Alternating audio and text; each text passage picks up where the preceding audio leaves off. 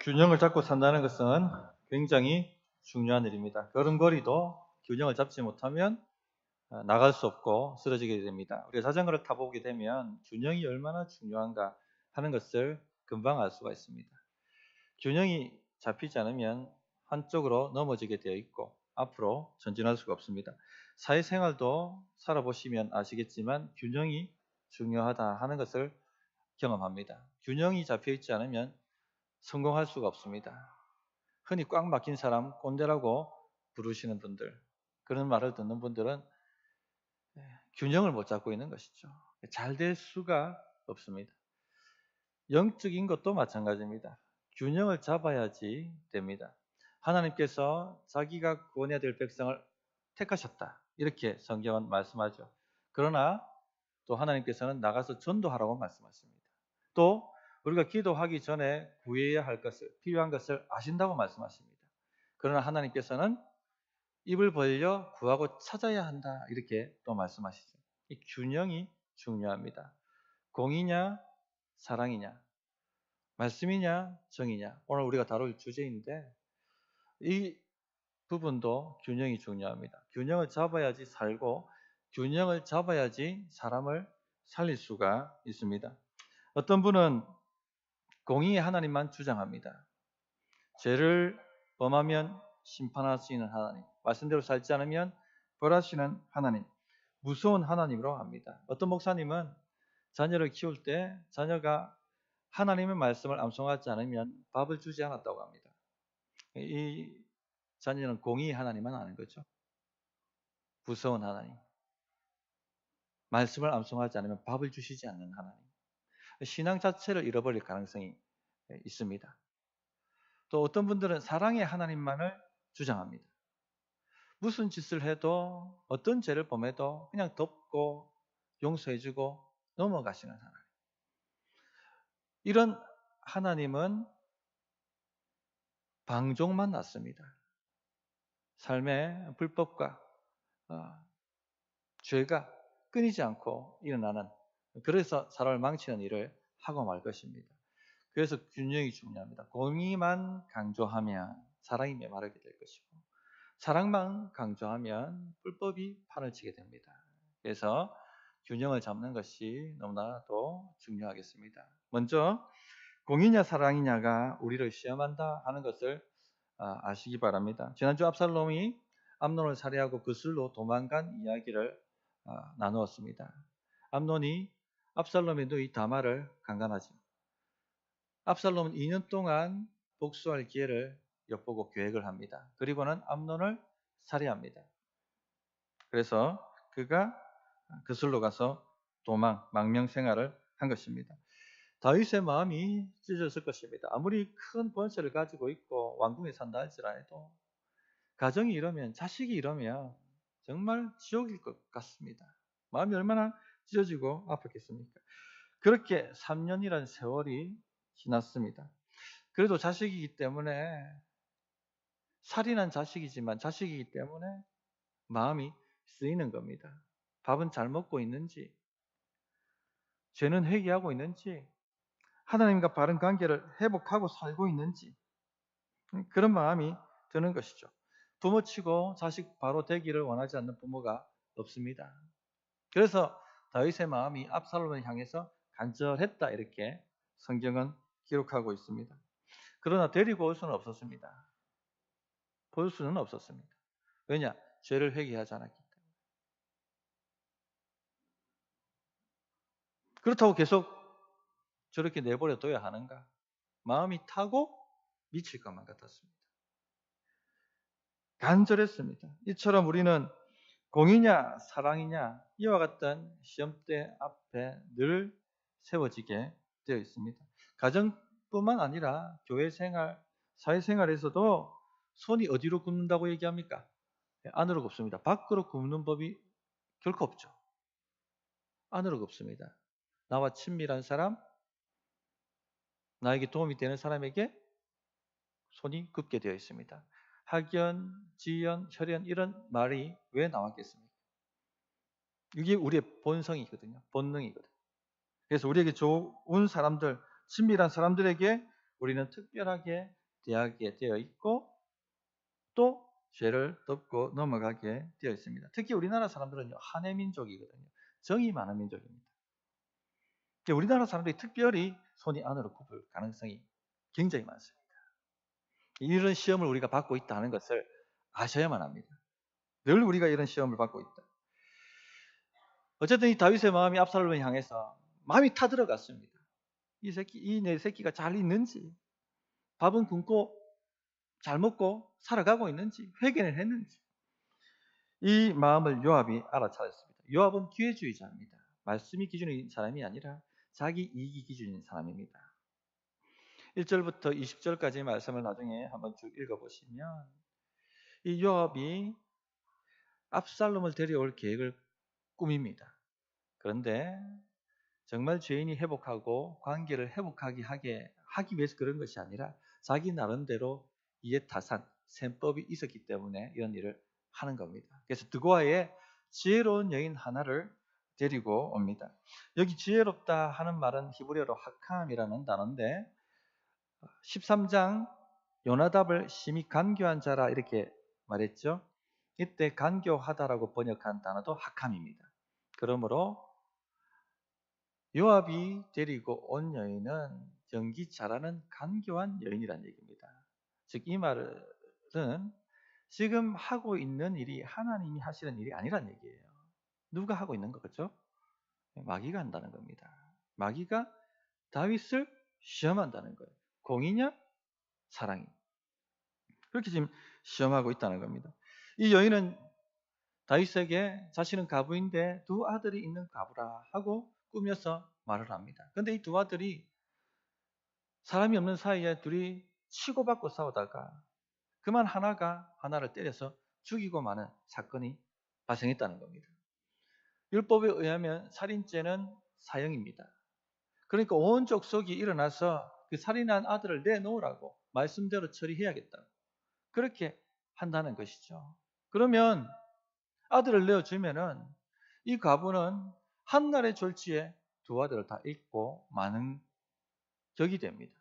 그러니까 다윗 왕이 여기 와서 제발 살인한 제 아들이 죽지 않도록 판결을 내려달라고 간곡하게 호소를 하는 겁니다. 이 안타까운 이야기를 들은 다윗은 어떻게 판결을 합니까?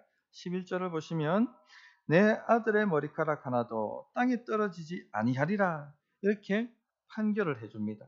그러자 이 여인이 기다렸다는 듯이 본론을 꺼내줍니다. 왜 그렇다면 압살롬에게는 그와 같이 판결하시지 않습니까? 하고 이야기를 합니다.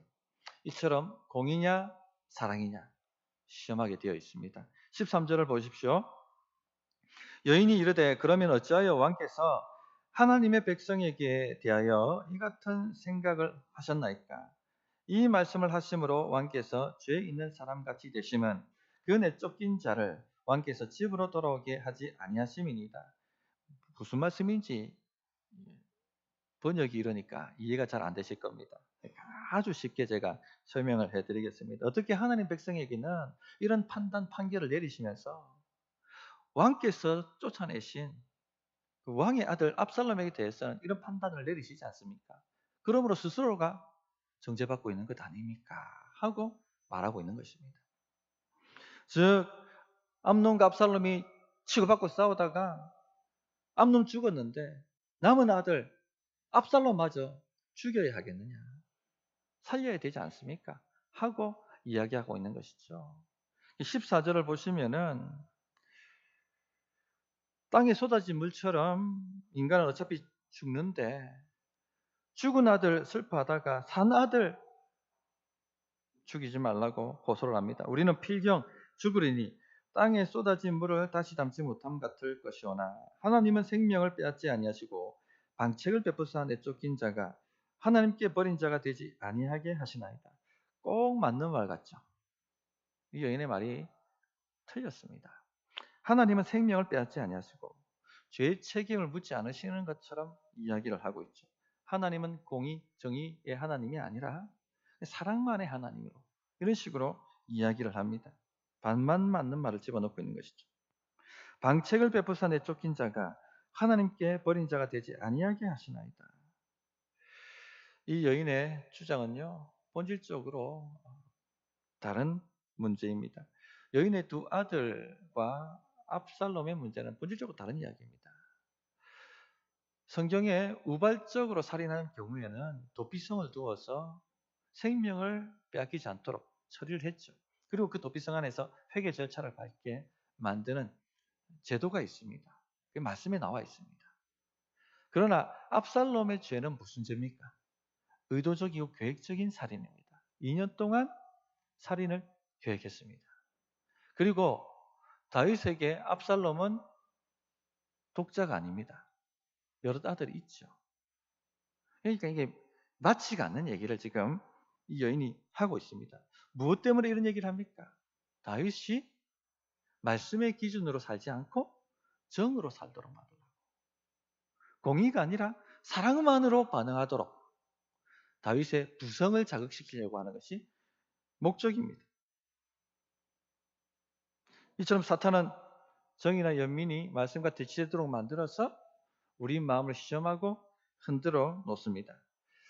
지난주 죄의 결과물이 두 가지가 생긴다 했는데 조직신학 문제에 잘 나오는 문제입니다. 뭐가 생깁니까? 지난주 들었는데 죄책, 죄를 지었으면 책임을 져야 돼요. 또 죄의 오염이 발생합니다. 죄책을 해결하지 않으면요, 공동체가 죄의 오염을 심각하게 받습니다. 죄를 짓고 아무도 책임을 지지 않는다면 누가 죄를 짓지 않고 살려고 하겠습니까? 그죠? 이 나라에서 죄를 지어도 전혀 책임이 없다면 누구나도 다 죄를 짓고 살 겁니다. 교통위반 다 하고 자기가 원하는 대로 도둑질하고 죄가 완전히 세상을 덮을 것입니다. 그래서 죄책 문제는 반드시 해결해야지 공동체가 죄로 오염당하지 않습니다. 심각하게 오염당하지 않습니다. 죄책 문제를 덮어놓고 아무 일도 없는 것처럼 넘어가는 것은요, 근본 문제 해결이 아닙니다. 그런데요, 정이 탁 하고 우리 앞을 가로막으면요, 흔들려요, 사람이. 특히 우리나라 사람들은 흔들린단 말입니다. 덮어놓고 가려고 합니다. 다 죽습니다, 그렇게 되면. 왜 이때 다윗은 하나님께 지혜를 구하지 않았을까? 지혜를 안 구합니다. 정의 앞을 탁 가로막으면요, 그렇게 하나님께 지혜를 구하던 사람들도 지혜를 안 구해요. 답이 뭔지 알거든요. 다윗 곁에 나단같이 경건한 신하들이 있었습니다. 그들이 조언하지 않았겠습니까? 듣지를 않습니다. 지혜를 구하지 않습니다. 왜? 정이 탁 앞을 가로막아버려요. 그리고는 다윗은 하나님 지혜보다 자신의 본능에 따라 움직입니다. 요압에게 압살롬을 데리고 오라고 말을 합니다. 성도님들, 특히 이처럼 자식은 우리에게 우상이 되기 너무나도 쉽습니다. 10중 8구는 다 자식이 우상입니다. 자식 문제라면 말씀과 정, 공의와 사랑이 부딪힐 때 어디로 기울는지 아십니까? 정과 사랑으로 기울게 되어 있습니다. 균형을 잡지 못합니다. 덮어버리려고 합니다. 그러나 우리가 잘 알고 있는 것처럼 자식 망치는 최고의 지름길은 뭡니까? 맹목적 자식 사랑입니다. 자식을 지옥 구덩이에 넣고 싶으시다면 맹목적으로 사랑하십시오. 한 번은요, 수련회 때 선생님 물건을 훔친 아이가 있었습니다. 도벽이 있는 아이였어요. 그런데 나중에 발각이 됩니다. 교회적으로 문제가 생겼어요. 그러면 부모는 어떻게 해야 됩니까? 아이가 죄를 직면하게 만들고 진심 어린 사과를 하도록 해야 되지 않습니까? 그런데요, 어디로 기르는지 아십니까? 덮으려고 합니다. 자식 감사 않습니다. 딱 그렇게 자식 감사하더라고요. 그리고 돈 주면 해결되지 않느냐, 돈 주면. 지금 돈 주고 해결할 문제가 아니거든요, 이게. 자식이 죄를 범했단 말입니다. 그런데 아무 문제가 아닌 것처럼 그냥 돈을 주고 문제를 해결해 버리려고 그렇게 하는 것을 보았습니다. 죄를 깨닫게 만들고 회개하는 철저한 과정을 밟게 하지를 않았습니다. 왜 물건을 훔쳤는지. 병적인 도벽이라면 치유 상담을 통해서 근본 문제를 해결해 놓아야 합니다. 그런데 덮어놓고 가버립니다. 더 큰 문제를 야기하고 많은 것을 보았습니다. 말씀이냐, 정이냐, 공이냐, 사랑이냐, 균형을 잡아야 됩니다. 그것이 사람 살리는 길이고 모두가 사는 길입니다. 우리 성도님들은 덮어놓지 않기를 바랍니다. 회개 없는 어정쩡한 덮어놓음 해결은요, 더 큰 문제를 만든다 하는 것을 꼭 명심하시기 바랍니다. 인생 문제는 무슨 문제를 했습니까? 죄 문제는 죄 문제. 죄 문제 하면 인생 풀립니다. 죄 문제 해결하면 인생 풀립니다. 죄 문제 해결하면 꼬였던 인생 풀리고 막혔던 인생 풀립니다. 왜냐? 죄 때문에 복이 막히기 때문에, 인생 길이 막히기 때문에. 그래서 죄 문제를 해결하시는데 집중하셔야 돼요. 그럼 죄 문제 어떻게 해결할 수 있습니까? 회개, 자복 외에는 방법이 없습니다. 죄 문제 해결하는 방법은요, 십자가 앞에 나아가 주의 피로 씻음 받고 자복하는 것밖에는 답이 없습니다. 그래야지 마귀의 권세 끊어지고 죽음의 권세 끊어지고 죄의 권세 끊어지게 되어 있습니다. 우원질구가 끊어지게 되어 있습니다. 다윗은 요압에게 청년 압살롬을 데리고 오라 얘기합니다. 아직 회개하지 않았습니다. 압살롬은. 21절 보시면 왕이 요압에게 이르되 내가 이 일을 허락하였으니 가서 청년 압살롬을 데려오라 하니라. 아들 압살롬이 아닙니다. 청년 압살롬을 데려오라고 합니다. 아직 용서하지 않았다는 것이죠. 아직 회복시키지 않았다는 것이죠. 용서가 되겠습니까? 아직 회개하지 않았는데. 그런데 정에 이끌려서 데리고 오라고 하는 것입니다. 다윗의 마음이 압살롬을 향해서 간절했습니다. 곁에라도 두고 싶었습니다. 그런데 막상 데리고 왔는데 얼굴은 보지 않습니다. 그런 조치를 내리죠. 23절, 24절입니다.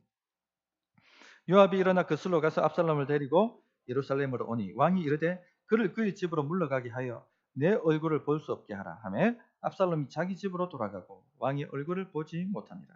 왜 그럴까요?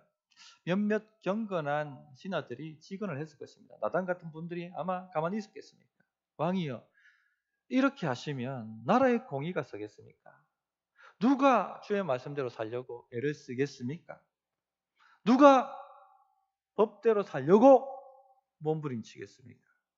왕이 이러시면 나라가 무너집니다. 하고 직언을 했을 것입니다.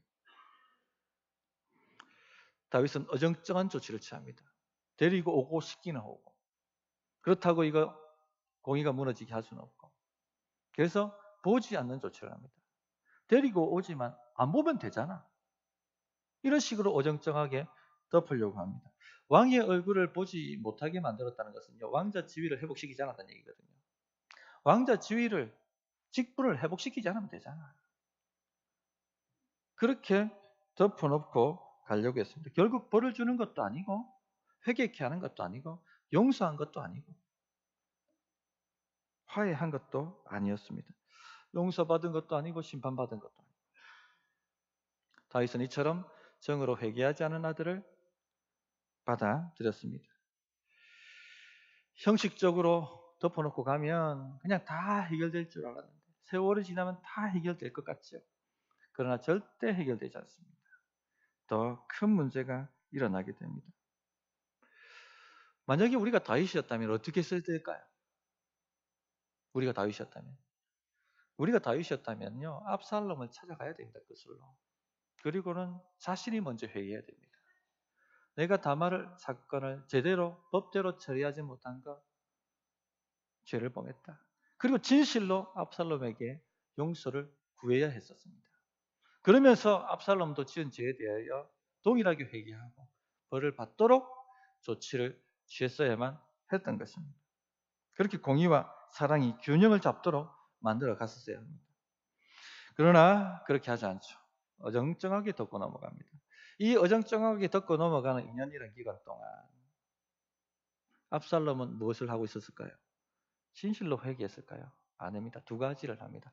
삭발식을 했고 매년, 그리고 요압 밭에 불지른 일을 했습니다. 자, 먼저 삭발식부터 보십시오. 25절, 26절입니다.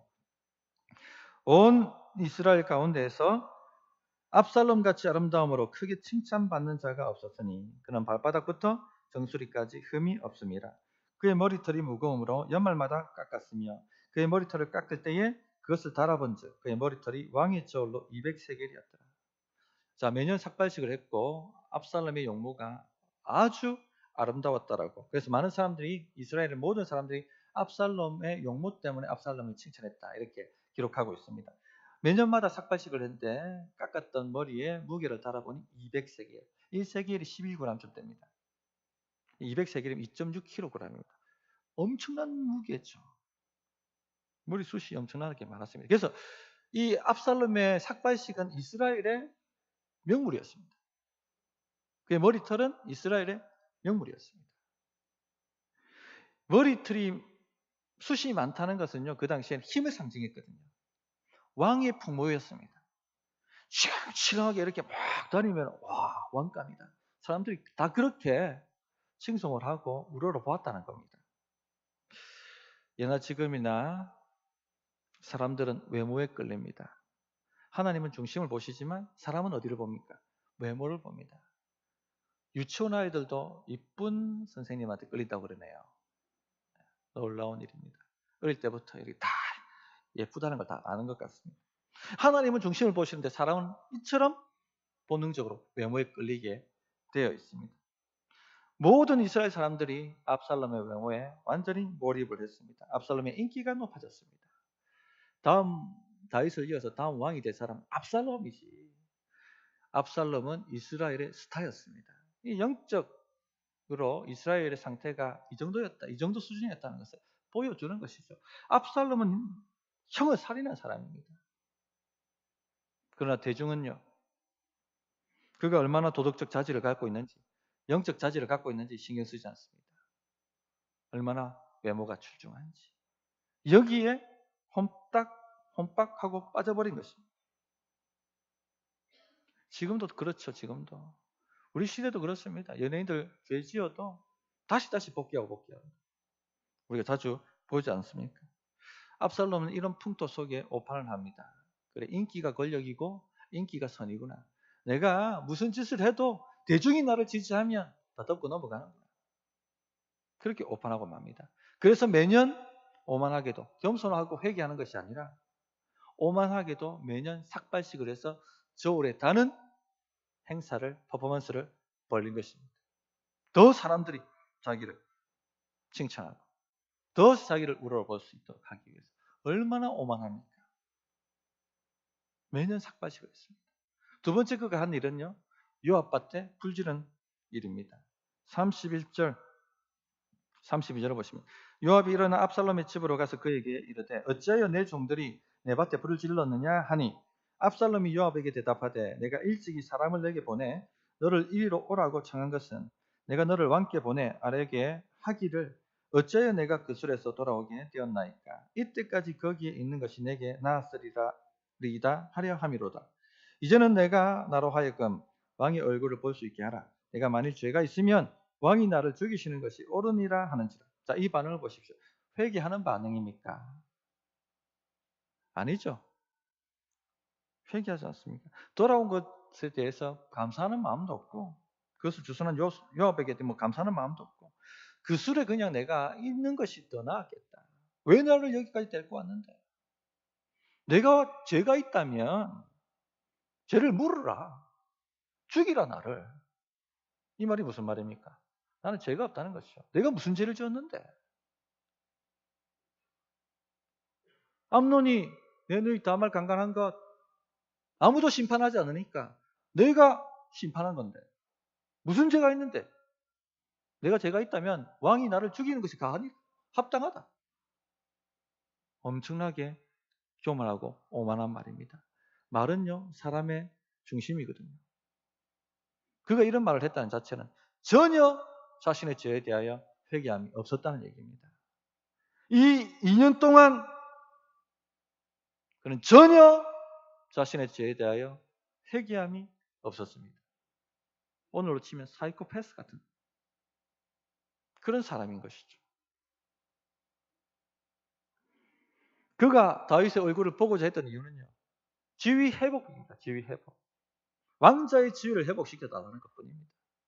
그러나 다윗이 회복시켜 주었을 때 어떤 역사가 나타납니까? 진정한 회개 없이 회복되었을 때는요, 아버지를 향해서 칼을 들이댑니다. 이제 15장에 들어가면 그 역사가 나타나죠. 어정쩡하게 덮고 넘어가는 것은요, 더 큰 문제를 만들고 만다는 것. 꼭 명심하시기 바랍니다. 그러므로 우리는 공의와 사랑이 균형을 잡도록 해야 됩니다. 그래야지 사람 살릴 수 있고 우리가 삽니다. 다윗의 지금 이 마음은요, 하나님의 마음을 그대로 보여줍니다. 공의냐 사랑이냐. 하나님께서는 죄인을 사랑하시죠. 죄인이 멸망당하고 심판받아 죽는 것을 원치 않습니다. 죄인들이 살기를 원합니다. 그렇다고 덮어놓고 죄를 용서하실 수는 없습니다. 왜냐? 하나님은 공의의 하나님이시기 때문에. 그냥 죄를 덮어놓으시면 온 세상이 죄악천지, 지옥이 되고 말 것입니다. 서로 물고 먹다가 끝나버리는, 멸망하는, 공멸하는 세상이 되고 말 것입니다. 그래서 심판을 집행하셔야 됩니다. 자, 그러면은 누가 살아남을 수 있겠습니까? 모든 사람이 죄를 범하여 하나님의 영광에 이르지 못한다고 했는데 모든 사람이 다 심판당하여 멸망당하고 죽고 말 것입니다. 하나님께서는 이런 딜레마에 빠지신 것이죠. 하나님은 공의를 집행하셨습니다. 그러나 대신 누구에게 공의를 집행하셨습니까? 독생자 예수님을 내어놓으심으로 예수님께 공의를 집행하셨습니다. 엘리 엘리 라마 사박다니, 십자가상에서 주님이 몇 마디 던진 말씀이죠. 저는 이 말씀 생각할 때마다 가슴이 점이 옵니다. 엘리 엘리 나의 하나님 나의 하나님. 복음서를 보십시오. 예수님은 하나님을 향해서 하나님이라고 외치지 않으셨습니다. 항상 나의 아버지 나의 아버지. 예수님과 하나님과의 관계는요, 친밀한 부자 관계입니다. 나의 아버지 나의 아버지. 그런데 유일하게 나의 하나님이라고 외쳤던 것은 십자가상이에요. 그때 예수님은 처음으로 공의에 차서 진노하시는 하나님의 얼굴을 본 것입니다. 사랑의 그 아버지 얼굴을 본 것이 아니라 진노하시는, 공의를 집행하시는, 심판하고 저주하시는 하나님의 얼굴을 대면하신 것입니다. 어찌하여 나를 버리셨나요?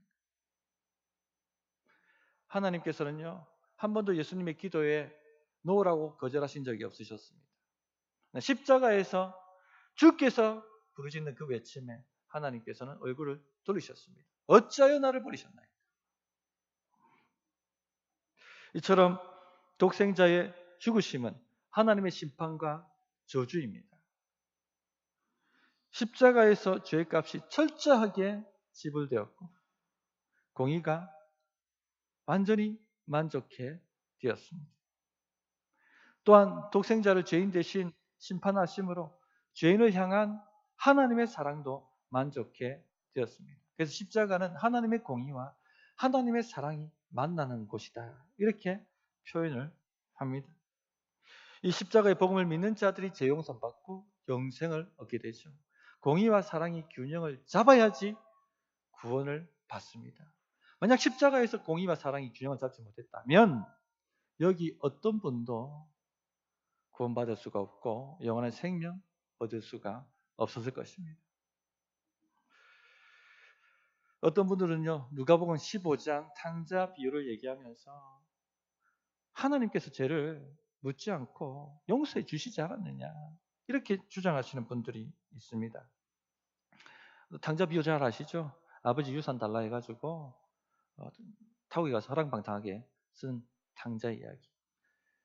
그 유대 지방에서 아버지 살아있는데 유산 달라고 하는 것은요, 아버지에 대한 배신, 가족에 대한 배신입니다. 이런 사람들은 사형입니다.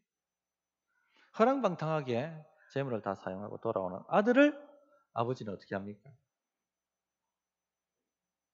용서하고 맞아들이고 회복시켜버립니다. 바로. 봐라. 죄도 묻지 않고 하나님이 그냥 사랑으로 감사 하나 주시지 않느냐? 그렇게 주장을 합니다. 정말 그럴까요? 아니죠. 그 탕자를 회복시킨 이유는요, 철저한 회개가 있었기 때문에 그렇습니다. 누가복음 15장 18절 19절에 내가 일어나 아버지께 가서 이르기를 아버지 내가 하늘과 아버지께 죄를 지었사오니 지금부터는 아버지 아들이라 일컬음을 감당하지 못하겠나이다. 나를 품꾼의 하나로 보소서 하리라. 압살롬이 이렇게 반응했었어야 되죠. 아버지, 저를 이렇게 데리고 오십니까? 이처럼 불충한 죄인을 이렇게 데리고 오십니까? 제가 어떻게 아버지 얼굴을 볼 수가 있겠습니까? 아버지 품꾼의 하나로 여겨주소서. 이렇게 말했어야만 옳습니다. 공의와 사랑이 균형을 잡지 않으면요, 살 수 없습니다. 사람도 살릴 수 없습니다. 한국 교회에 잃어버린 교회 표지 중에 하나가 권징이라고 합니다. 권징이라는 단어를 한번 들어보셨습니까? 잘 쓰지도 않는 단어입니다, 오늘. 권징이란 말은요, 죄를 범한 사람을 벌을 가하여 회개케 하는 절차를 밟도록 하는 것을 말합니다. 목적이 벌을 주는 것이 목적이 아니라 그가 회개하고 회복해야 되는 것을 목적으로 합니다. 진정한 이 회개가 없으면요, 회복이 없기 때문에. 그래서 권징은 영적 치유의 방편이라, 받아들임의 방편이라고도 말을 하기도 합니다. 그런데 이것이 지금 많이 유명무실화됐죠. 우리 교회단의 초대 신학자 중에 한 분이 허순길 박사님입니다. 화란에서 목회를 하실 때 교인 중 한 분이 외도를 했답니다. 성경에 한 사람이 죄를 범하면 개인적으로 가서 권면하라고 했죠. 그래서 개인적으로 가서 그 죄에서 돌이키라고 사랑으로 권면을 했습니다. 그러나 완강히 거절하고 죄를 돌이키지 않습니다. 그럼 어떻게 하라고 했습니까? 성경은 교회에 알리고 교회가 권면하라고 되어 있죠. 그래서 교회에 알리고 교회 그를 알고 있는 친밀한 사람들이 가서 기도하면서 형제여 그 죄에서 돌이키기를 바랍니다 하고 권면했음에도 불구하고 그는 완강히 거절하고 돌이키지를 않습니다. 그러면 성경은 뭐라고 되어 있습니까? 출교시키라 되어 있죠. 그래서 당회가 모여서 출교를 결의하고 날짜를 공포합니다. 그때까지 회개하고 돌아오기를 바란다 하면서 출교 날을 통보합니다. 그러자 이분이 허순길 박사님한테 전화를 걸어서 총으로 쏴 죽이겠다고 위협을 합니다. 여전히 회개하지 않는 것이죠. 사냥총을 갖고 있었거든. 그러나 허 박사님은 물러서지 않습니다. 출교 날짜가 되었음에도 불구하고 돌이키지 않자 결국 교회는 그를 출교하기로 결의하고 공포합니다. 죄송합니다.